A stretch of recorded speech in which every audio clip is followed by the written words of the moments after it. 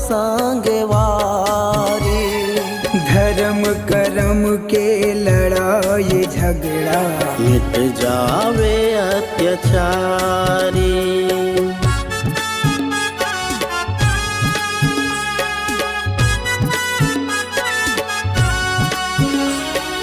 करना है हमला मिल के दुआ, भारत बसंगवारी।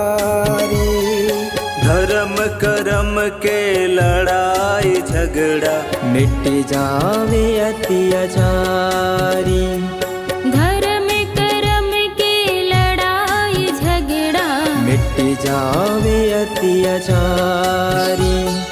क्रोध कपट छोड़ बैर भावला, क्रोध कपट छोड़ बैर भावला। करना है हमला भलाई, एक सुमता के बंधना माँ, बंधना है मोर भाई। एक सुमता के बंधना माँ, बंधना है मोर